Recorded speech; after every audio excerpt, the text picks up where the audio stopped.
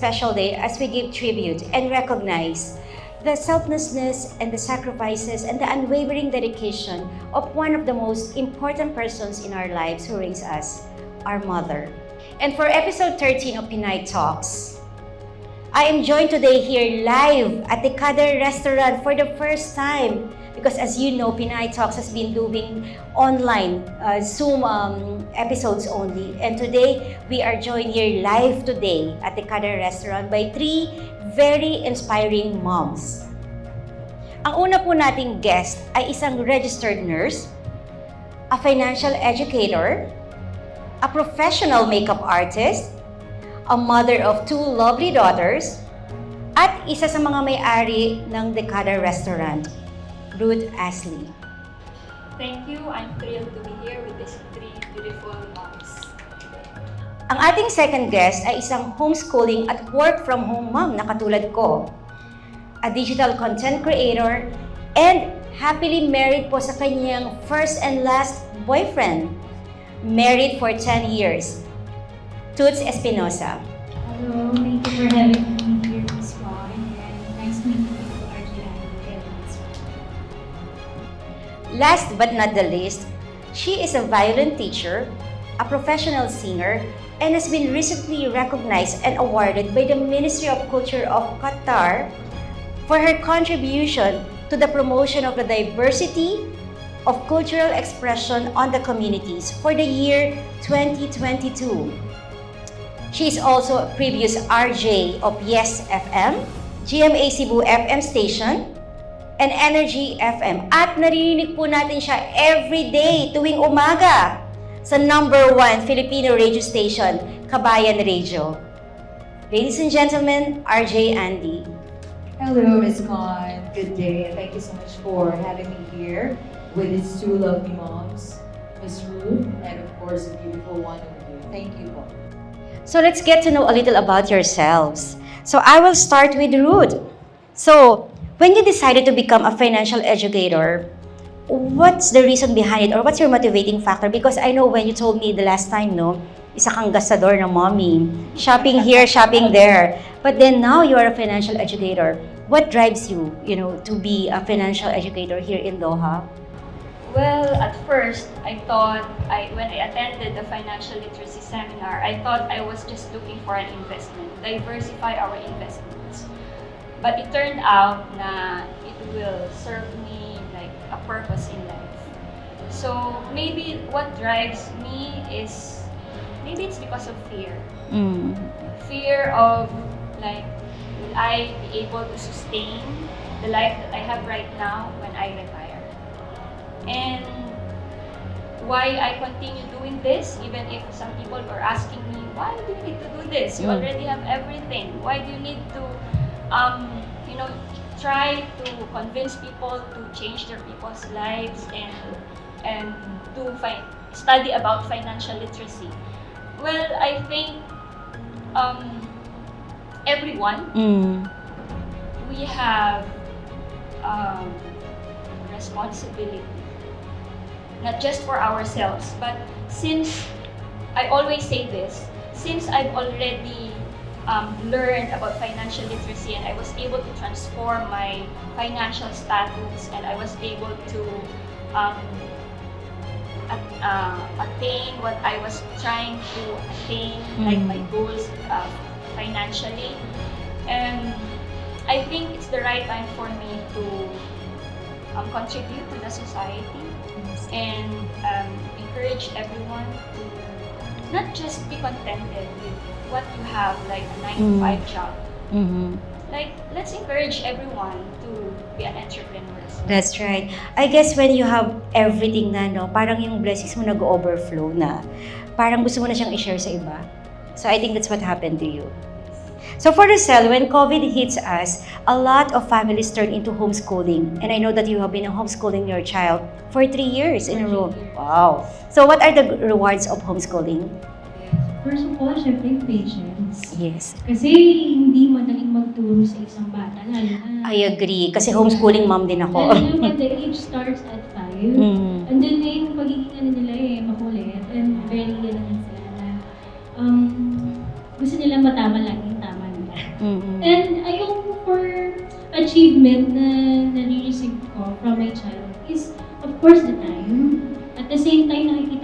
pag-grow niya. Na, from since a baby, na mama, baby, mommy, daddy, and then until now, nakikita ko yung pag-grow niya na kaya niya na mag-math. Kaya niya na yung science, alam niya na yung mga about them. So, for me, I'm so proud na ako yung nagtuturo sa kanya. At the same time, na nababalance ko yung time ko na natuturuan ko siya. Exactly.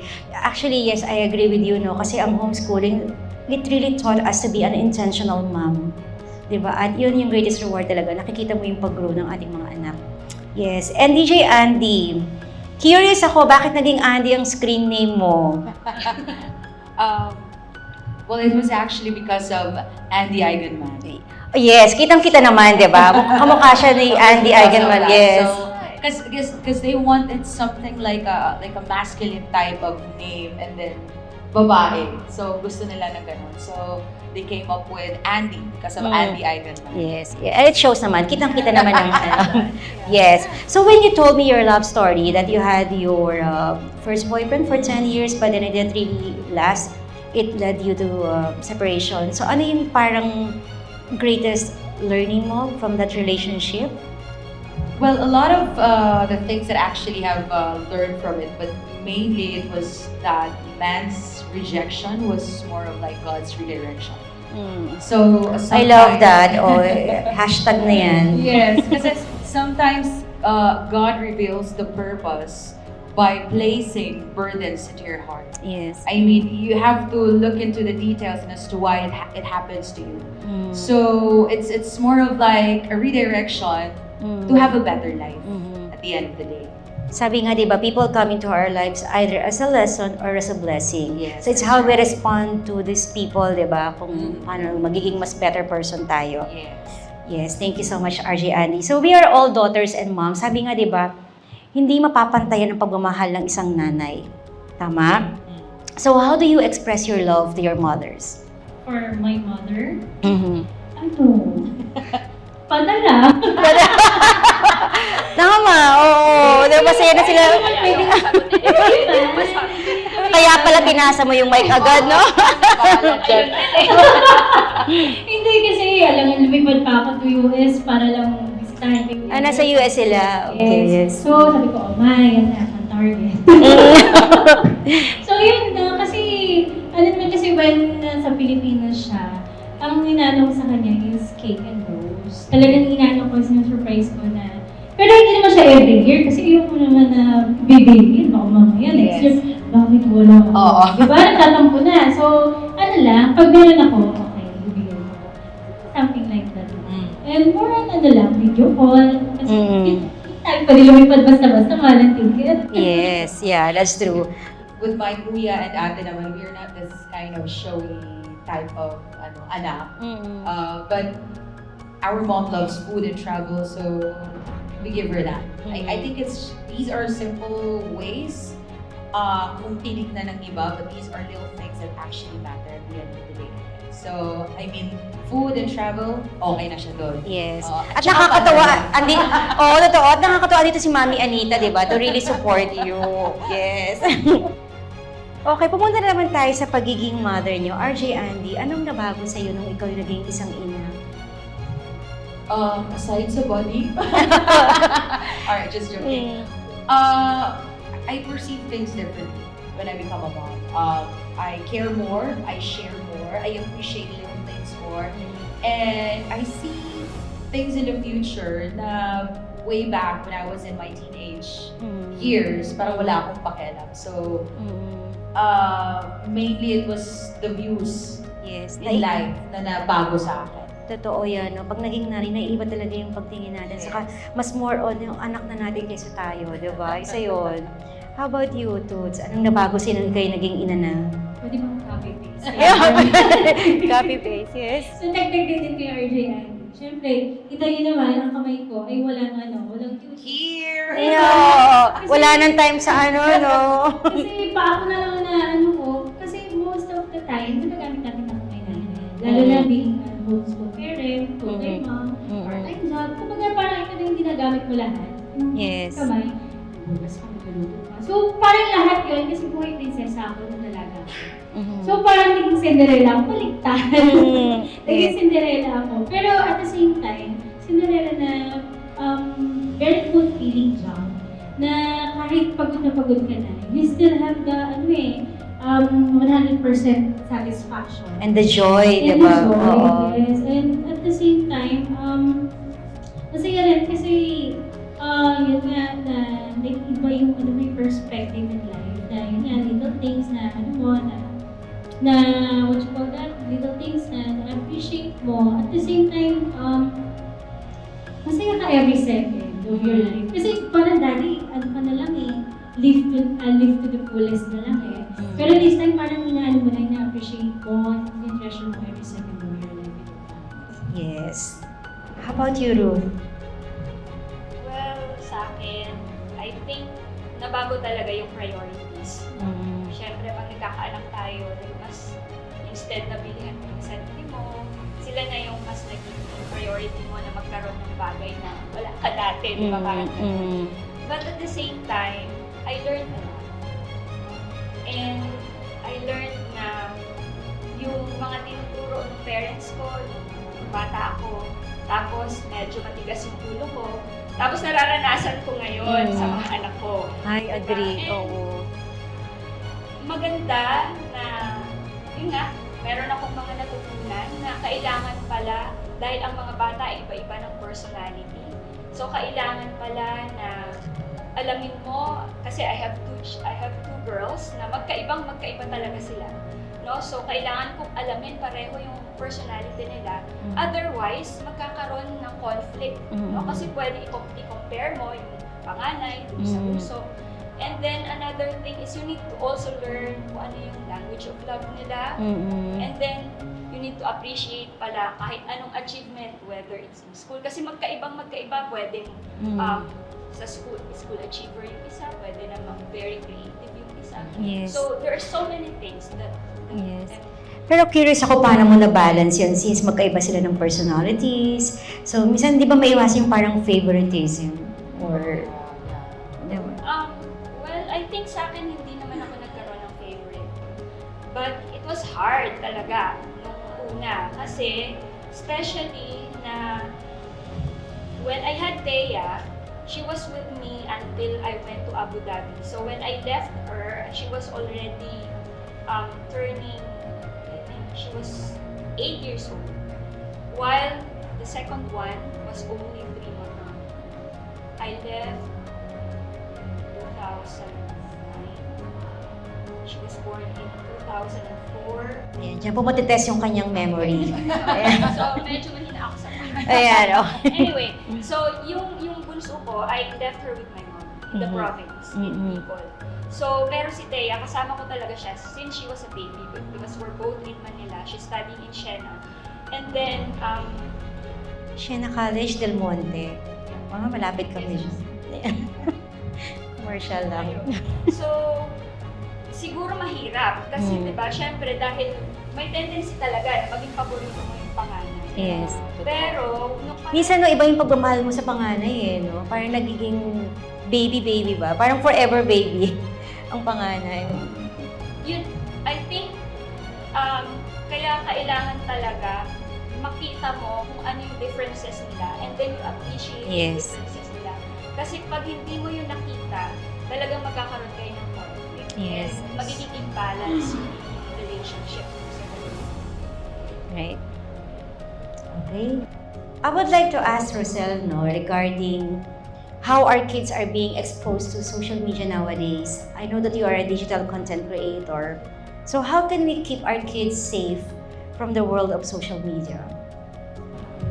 Miss Universe na. Oh, di ba? Yes! Actually, kasi yung kid ko naman is turning 8 this month. So, hindi pa siya ganun ka-expose. Pero may idea na siya na nag-vlog ako, nag-visit ako for tinatanong ko muna siya before I include him in the video. Do you want to be in the video or not? Do you want to eat? Do you want me to show to the people? If you okay, it's okay, and show this to me. So parang siya yung mismo, kailangan ko muna magpaalam kasi baka mamaya ayaw. Yes. And at the same time, meron siyang sariling account, Instagram. Kumbaga kasi Instagram, kasi more on private siya. At the same time, mga family and friends lang ang pwede makakita doon. Ako yung nagmamanage ng Instagram niya, para pagdating na malaki na siya, nakikita niya, I've been here, I've met this. And at the same time, gusto ko rin siyang ma-expose sa Messenger. Kasi part of social media yan eh. Kasi yun nakapag-produce ko sa other people. Pero limited lang siya for kasi kasi yung phone ko sa na-track ko kung sino yung usap niya. And nakita ko din kung sino yung mga pinapanood niya. At the same time, limited. Kumbaga parang lang, he can use his tablet kasi most mga kids talagang tablet and iPhone. Diba? So, siya nililimit ko talaga ang paggamit ng gadget. Yes. So, every weekend lang, like Friday and Saturday. Para hindi siya, kasi iba na yung interaction with other kids. More on chatting na, minsan sa Roblox, may mga kausap na sila, diba? So, doon ako nag-ano sa kanila na pinagpapasya siya. Totoo. Diba sabi nga, ang bagong drugs ngayon, ang bagong cocaine is digital. Kaya may tinatawag na digital cocaine. So, sad. RJ Andy, anong pinaka-greatest challenge mo as a single mom? As an OFW, yung malayo ka sa anak mo while you're being a single mom. And sometimes, it's more like being despised by society of being a single parent. Sometimes kasi people fail to understand that it is not always a choice to become a single mom, single dad. And that it takes commitment and determination and consistency to be a single parent. So yun yung pinaka-hardest challenge. However, you can still just nurture yourself more to become a better person for your kid. Anyway, eto lang naman ginagawa mo to para sa sarili mo at para sa anak mo. Yes. Kay Ruth, you mentioned earlier yung napakaganda ng iyong relationship with your two lovely daughters. Pero syempre, sometimes iba may mga conflict. So how do you address those issues with them? Kasi ibang generation na ngayon eh. Hindi katulad dati sa atin, di ba? Ngayon, ibang-iba. So, But I think sa amin ng husband ko, kasi it's dapat magkatulong talaga kayo ng husband or kung sino yung another caregiver of your daughter. You should work hand in hand kung paano ididisiplina or paano ma-resolve kung meron ng conflict. But I think, it's very important na malinaw kagad sa mga bata na you are in charge. It should be clear to them na I am in charge here. There will be times that we are friends, but most of the time, I will be your parent. yes. Yeah. So, pag malinaw sa kanya yon, alam na niya where is the boundary. So, alam na niya if she crosses the line. Yes. Alam niya pag mayroon siyang tatanggaping parusa or Yun, naniniwala ba kayo sa palo? Have you ever, hit your child with a rod or sa atin siguro sinturon noong mga time natin, di ba? Yun, ako nasinturon na ako dati, yung bata. So kayo, naniniwala ba kayo sa palo? Ako, yes. Kasi, tough love yun eh. Kasi pag hindi mo tinulungan yung anak mo, hindi naman porket pinalo mo, binabattle mo na yung anak mo. Tinuturuan mo rin siya ng leksyon. Kasi kahit paulit-ulit yung ginagawa. Pero hindi naman yung tipong babakat, yung sugat, diba? Nagdudugulan, iba na ngayon. Pero for me, naniniwala ko talaga ako din sa pagpapalo. Pero make it naman, alam mo yung makakalitan mo. Kasi may nagsabi nga sa akin na try mo lang paluin yung sarili mo and then paluin mo yung anak mo. Tingnan mo kung masasaktan ka. Pag nasaktan ka, huwag gano'n. Liitan mo pa. Bawasan mo pa yung sakit kasi mararamdaman mo. And pero baka pag light lang, baka hindi hindi tumatak yun. yun. Hindi naman like gano'n. Oo. Yung tipong medyo iiyak pa din sila, di ba? Gusto ko yung iyak talaga na hindi na uulitin eh. Yes. At the same time, yung pag namin nakasama ko sa kanila is face to wall. Yung minsan maabot siya na isang oras sa face to wall pag hindi talaga siya nakikinig. Kasi minsan, ikaw rin nagkakaroon ka ng ng lungkot sa sarili mo na Nagigilty ka. Pero I think it's very important na after natin mapalo ang isang anak natin, we explain Yes. bakit niya bakit siya napalo, diba? About RJ Andy. Ay, ilan taon na ba yung anak mo? 5 years old. Okay. So, actually, hindi ko pa siya na-try na mapalo. Because, ano siya very attentive. And siguro kasi he grew up with Lola. Kasi I'm always away because of my job. Ever since nandun pa ako sa Cebu. So, yung napansin ko lang sa kanya, madali siyang matakot because of my voice because I have this deep. So, I think parang sa tawag pa lang, no? RJ. Oo. So, minsan pag tinitignan ko lang siya, natatakot na siya. So, so far hindi pa ako dumating sa punto na napalo ko siya. But, I do agree and I would suggest sometimes you have to do that to your kid. I mean, you have to let them know that you're in charge. And sabi nga ni Miss Ruth, you can be friends with them, but you have to give them this hint na talagang ikaw yung in charge when it comes to rules sa bahay. Yes, that's true. Importante yun na ma-establish natin yung ating authority. Kasi pag sila nang nasunod ay, mahirap na, di ba? My next question is about, syempre, we're celebrating Mother's Day, no? So, any memorable Mother's Day experience with your children? Ako, just this morning. Wow, okay. Share us. I was reading on my phone, and then, because my eldest daughter just arrived yesterday, and then I went downstairs and nobody was there. So I was just waiting for them so that we can have breakfast. And then I was saying, oh my God, I think nobody remembers this Mother's Day today. And then somebody rang the bell. And then I was about to pick up yung parang phone para sagutin kung sino yung nasa gate. And then sabi nung bunso ko, Ma'am, that's my friend Aziz. Okay. So, siya nakipag-usap. And then, I heard them coming. And then, they have this beautiful rose. And then, they printed all the memories that we had, like travels. Wow. So, it was really nice. I told them. You were very angry. Effort yun, yung mga memories nyo. Yeah. Oo. So, and it's nice na nandun yung bata pa sila. Yes. Your eldest came home here in Qatar. Kasi di ba nasa siya? Probably there. Okay. Actually, recently, GMA artist na pala siya, no? Wow. So how does it feel to have a celebrity daughter? May mga demands ba? Kasi ibang showbiz di ba?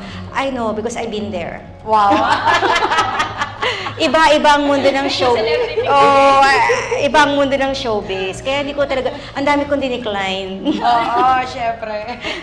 So, di ba, medyo, yun, paano mo, kumbaga nag-guide pa rin, di ba? Kasi, especially nasa Pilipinas siya. Yeah, but Thea has always, talaga siya, every time na meron siyang kailangang pagdesisyonan, she will always communicate with me and my husband. Yes, very important, yes. Even meron siyang sasainan, they will send us yung contract first and then let us read.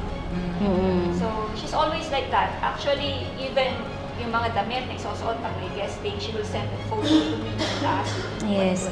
what can you say about this, Mom? Is this okay? Yes, that's very nice. No, yung open communication is very strong. One of the foundations of a really healthy relationship, family relationship. How about tools? I know medyo bata pa yung anak mo, pero any memorable experience ba? Or? Naman, actually, parang kagabi lang sabi niya lang sa akin. Tinanong ko, it's 12:01, Mother's Day na. Tapos sabi lang niya sa akin, I'm sorry, Mommy, I didn't make a card for you. But happy Mother's Day, I love you. Ganun lang, simple lang. Pero for memorable, wala pa naman. Yes. Yeah, more on the partner doing himself. Yes. How about you, RJ Andy? I know bata pa rin, no? Pero baka meron na. Para sa akin din naman si Baste is like parang adult in a young body. Ano siya when he was 4 years old, I think we both sang a Christian song. What a beautiful name it is. Yes. Oh, I love that song. Even the chorus lang, talagang kinabisado niya yun. And then he even told me that, it's Mother's Day. Let us sing together. So you just, actually I caught it in video nga. So it was such a memorable thing that happened during Mother's Day. Yes. Para tagang nakikita ko si Andy Eigenman, yung kaharap ko. Pa-autograph nga later. Ito last question ko. Baka naman you can share some tips on how we can care for ourselves, especially sa mga moms na sobrang, alam mo yung stress, sobrang daming ginagawa, multitask person. Binigay na sa akin is routine one. Okay. Ako naman ay CS girl. Ako naman po, I make my time to meet with my friends. Kasi yun talaga important eh. With your friends na close friends talaga na mas nakakaintindi sa'yo. Hindi yung friends lang na nakita mo lang.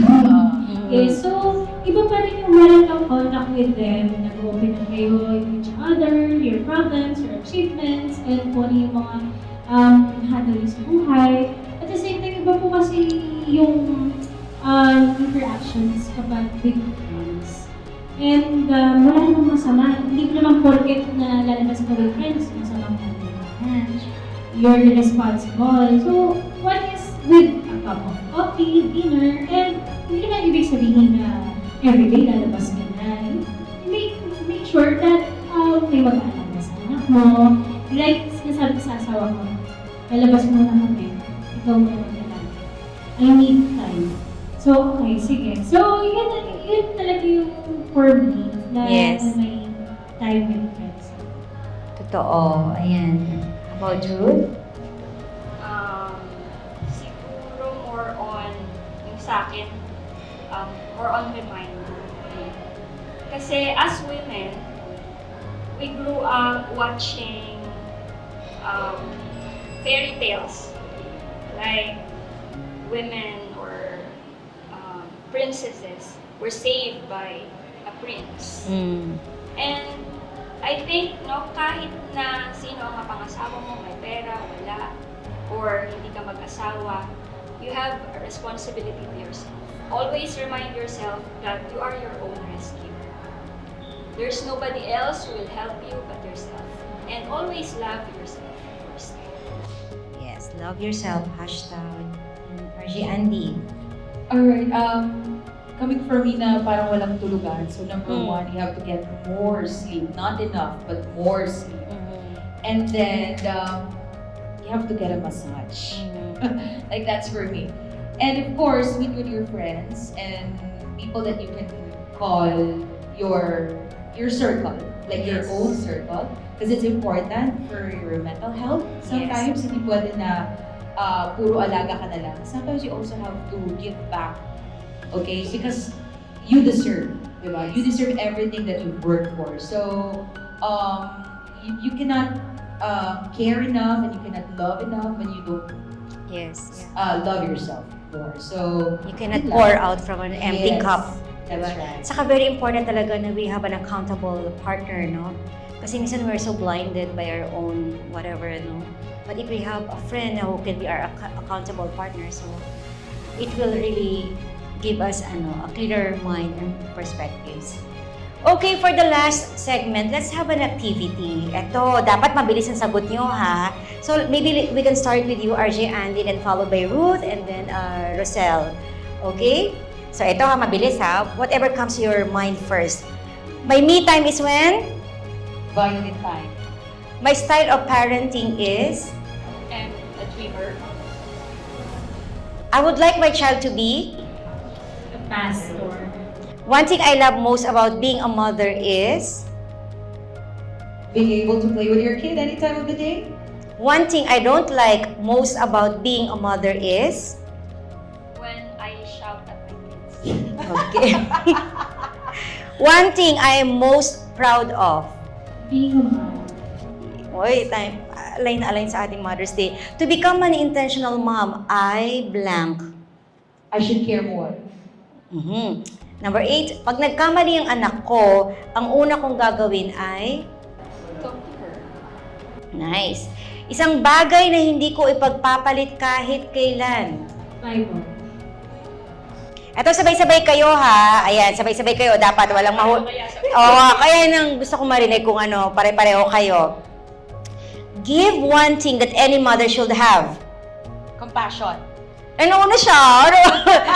Okay, how about you? Okay, kayo, nag-loading pa yung dalawa. Reloading pa. Love. Love. Compassion, love. Time.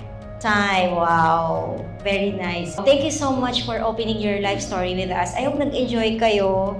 Parang kulang pa nga, no? Di ba? Pero kailangan magmadali. Here's some little gifts from our sponsors. So thank you so much for your time and happy Mother's Day once again. Thank you so much, Miss Con. Thank you so much. To all the mothers in this world, we salute you and we honor you. Mabuhay po kayo. See you again on the next episode of Pinay Talks.